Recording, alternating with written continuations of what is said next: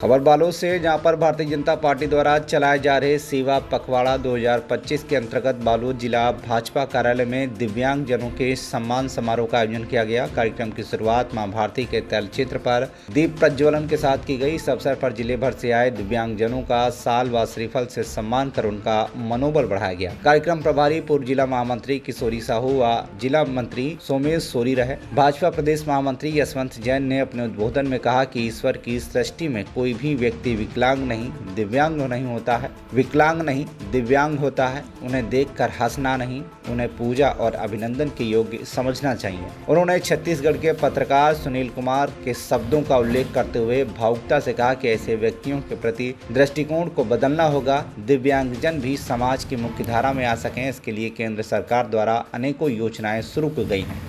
जिनके पैर नहीं है लेकिन उसके बाद बहुत अच्छा ढंग से काम कर लेते हैं। और कुल मिला के इस पूरे लोगों के लिए प्लेटफॉर्म की जरूरत थी। पहली बार माननीय मोदी जी ने उपलब्ध कराया पूरे देश में, और दिव्यांगजनों के लिए एक पोर्टल का भी उद्घाटन किया उन्होंने। और पोर्टल के माध्यम से आप सब लोग को भी जानना क्या चाहते हैं, उसमें आप पंजीयन भी करा सकते हैं। देश में पहली बार मोदी जी के द्वारा ऐसा डॉक्टर शकुंतला मिश्रा राष्ट्रीय पुनर्वास विश्वविद्यालय, ऐसे बहुत सारे दिव्यांगजनों के लिए प्रशिक्षण के लिए, शिक्षा के लिए विश्वविद्यालय तक की व्यवस्था इस देश में कराया। तो मेरा कहना है कि आज मोदी जी का जो जन्मदिन 17 सितंबर से लेके और महात्मा गांधी जी और लाल बहादुर शास्त्री जी को धन्यवाद दें, आभार व्यक्त करें कि पहली बार इस देश में किसी व्यक्ति ने शासक नहीं जनसेवक के रूप में आप लोगों की बात को सुनने का अवसर प्रदान किया, आपकी बात को सुनने का अवसर प्रदान किया, आपको प्लेटफॉर्म उपलब्ध कराया।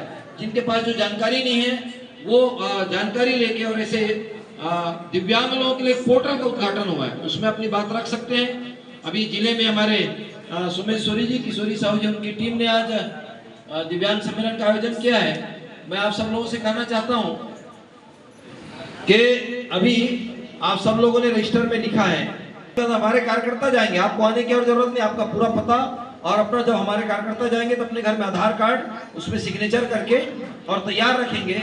जहां के भी आप पता लिखेंगे हमारा कार्यकर्ता वहां जाएगा और संबंधित जो यंत्र की आपको आवश्यकता होगी वो आपको घर में उपलब्ध करा के आएगा। और आप लोग आए, भारतीय जनता पार्टी के कार्यक्रम की गरिमा बढ़ाएं। आपको बहुत बहुत आभार, धन्यवाद। जय जय भारत, जय छत्तीसगढ़। मुझे ये सब आप हम 10-15 साल से 11 साल से हमारी सरकार है देख रहे हैं।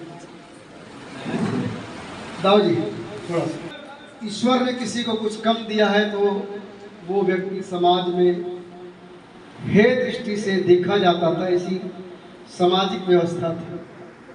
अगर आप मंच के लोगों को मैं एक छोटा सा चाहता हूँ आप सब कि आपकी सोचने की दृष्टि को कैसे आप बदल सकते हो उम्र के किसी भी जगह पे। एक पेपर में किनारे में लिखा था कि किसी पागल, किसी विकलांग, किसी दिव्यांग को देखकर हंसिए मत।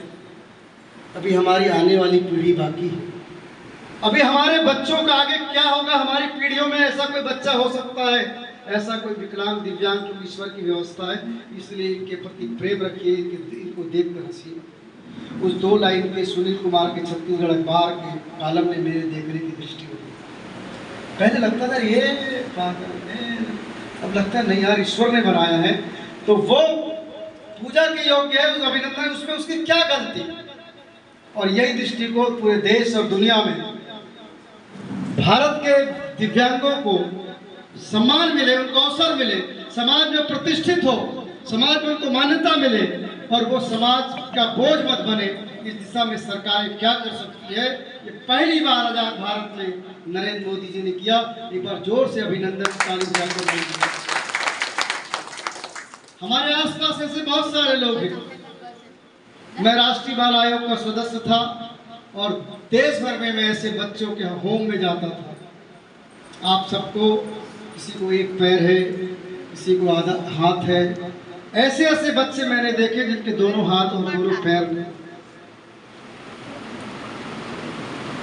कहीं लिखा हुआ भी पढ़ा कि यार हम कभी पैर में ये नहीं मिला हमको, अच्छा जूता नहीं मिला हमको, अच्छा पेट नहीं मिला, उनको देखकर हंसते हैं। ईश्वर ने कईयों को पैर नहीं दिया, वो भी जीवन में जी रहे हैं।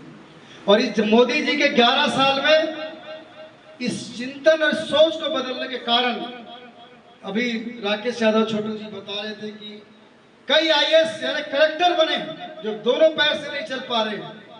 मैं जब छोटा था, केसी भाव को भी याद होगा, मेड़की के हमारे खिरवानी, क्या नाम, बसंत खिरवानी, उसके दोनों हाथ नहीं थे, यहाँ से और यहाँ से।